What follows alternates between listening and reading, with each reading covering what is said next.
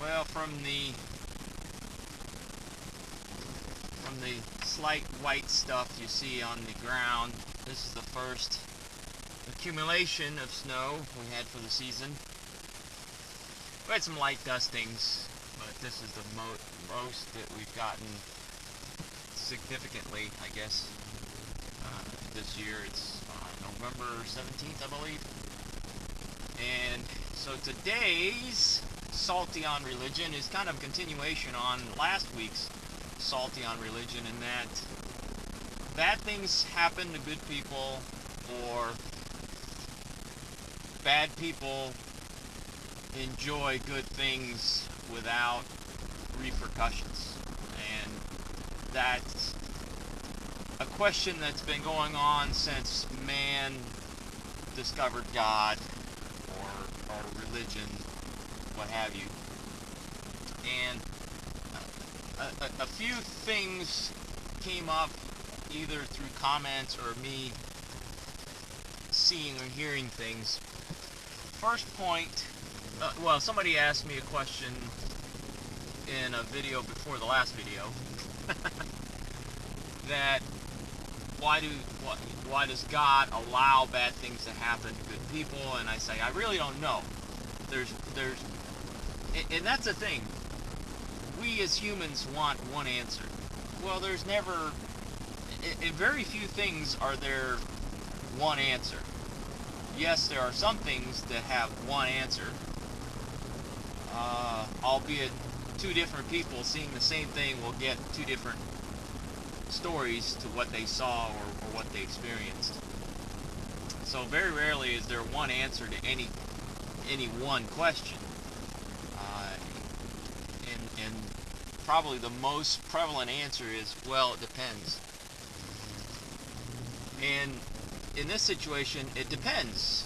Why, if you choose, God lets bad things happen, or allows bad things to happen to good people. One, these are just theories that I have. One is that God lets, well, bad things happen to good people, even if God does allow it, or God, well, okay, if God allows bad things, one reason would be when bad things happen to people, period, whether they're a good person or a bad person, they have to make a decision. Do I learn from this? Do I get bitter from this? Do I seek revenge?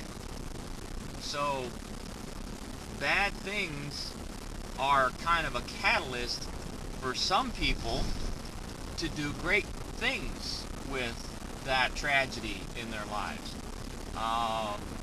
As tragic as it is, parents lose their children and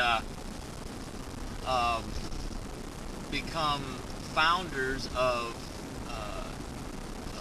great things like scholarship funds. That's a great thing. Some people might not think that's a great thing, but people become activists for things that they care about, that do good to help others so others don't have to suffer. That's point number one. Point number two, if all Christians had no bad things happen to them, we normalize our environment, we normalize our experiences. So if once a person became a Christian, or once a person proclaimed to be a Christian, everything became roses, well, you can stop trying. Then the good work that you are supposed to do ends for a lot of people. Now, not everybody, but it's kind of like, well, I won the game, why do I need to keep playing, right? So bad things will happen to keep people engaged. Again, these are all my theories, and there's no one right theory. They could all be wrong, they could all be right. So that's point number 2. The third thing is that if you are a true believer, when bad things happen to you, even to the extent of you dying or death, there is a reward at the end of the rainbow, so to speak. You know, there is a heavenly reward. And when something, and we'll go on the premise that God allows bad things to happen to Christians or good people, in that if He uses you in the process, a bad thing happens to you or you die, you will be rewarded. Albeit, yes, you suffered while you were on earth, and nobody wants to suffer, but there is a reward at the end.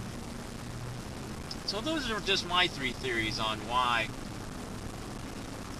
if somebody asks, why does God allow bad things to happen? Those are my possibilities. Your possibilities may be different, but if you are a true believer, I think for me, those 3 things help me to kind of get over that question and move on to other things that I need to do to be a believer, and not get stuck on that one thing. Well, you know, if God is going to let bad things happen to me, why should I keep believing? Why should I keep being a follower of Christ? So recap.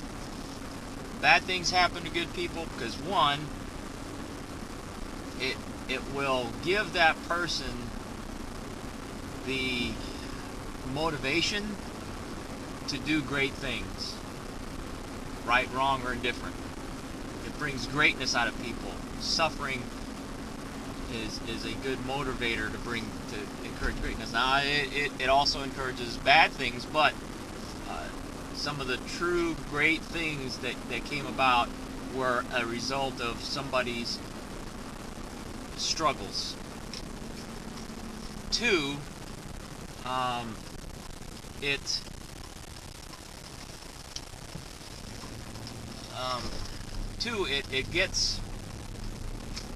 it keeps you engaged in being a believer, in that if everything was great, you wouldn't need to help your fellow man. All you would do is say, hey, you should be a believer, and everything would be great. And 3, even if you suffer, if you're a true believer, then you should believe and you should understand or know that there is a reward at the end of all that suffering if you keep your faith. And what I'll do is I'll put the Bible verses that I'm thinking of, but I can't quite quote off the top of my head, in these in where hints of my theories can be found in the Bible. Alright, so that's your Salty on Religion for this Sunday, even though while I'm recording this, it is not Sunday. So I hope everybody has a great rest of their weekend. Take care. See you later.